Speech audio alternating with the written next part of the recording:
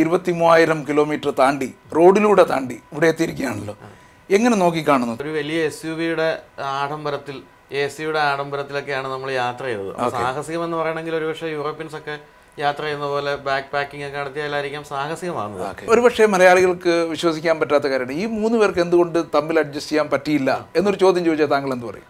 ഞാൻ മാത്രം അഡ്ജസ്റ്റ് ചെയ്യുക അല്ലെങ്കിൽ ലാൽ ജോസ് മാത്രം അഡ്ജസ്റ്റ് ചെയ്യുക എന്നുള്ളതായിരുന്നു ഈ യാത്രയിൽ ഉടനീളം സംഭവിച്ച കാര്യം. അവസാനം സെന്റ് പീറ്റേഴ്സ്ബർഗ് എന്ന് പറയുന്ന സ്ഥലത്ത് 42-ാം ദിവസമാണ് ഞാൻ പുറത്തു പോകേണ്ടി വരുന്ന രീതിയിലുള്ള ഒരു റിയാക്ഷൻ എൻ്റെ ഭാഗത്തു നിന്നുണ്ടായത്.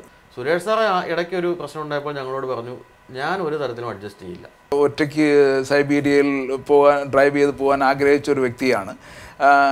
ഇത് കാർ ഓടിക്കാൻ തരാത്തതാണോ പ്രശ്നം? വാഹനങ്ങളെ ഇഷ്ടപ്പെടുന്ന ഈ ഒരു പ്രൊഫഷനിൽ നിൽക്കുന്ന എനിക്ക് പോലും വണ്ടി ഓടിക്കാൻ പറ്റുന്നില്ല എന്ന് പറയുന്ന ഒരു വലിയ പ്രശ്നമായിരുന്നു. ആവശ്യമില്ലാതെ വെറുതെ നമ്മളെ ചീത്ത വിളിക്കുകയാണ്. എന്തിനാണെന്ന് എനിക്ക് മനസ്സിലാകുന്നില്ല. 3 പേർ ഒരുമിച്ചാണ് യാത്ര തിരിച്ചതെങ്കിലും ലാൽ ജോസ് എന്ന് പറയുന്ന വ്യക്തിയുടെ ഒരു വ്യക്തിപ്രഭാവം ഇതിലുടനീളം ഉണ്ടായോ? ലാലുവിൻ്റെ 2 ഫാൻസിനെ വളരെ മോശമായി ഇൻസൾട്ട് ചെയ്ത് സംസാരിച്ചപ്പോൾ ഞാൻ പ്രതികരിച്ചതാണ് സംഭവം. ഞാൻ എങ്ങനെ 42 ദിവസം സഹിച്ചു എന്ന് ചോദിച്ചാൽ അതിന് ഒറ്റ കാരണക്കാരൻ ലാൽ ജോസാണ്.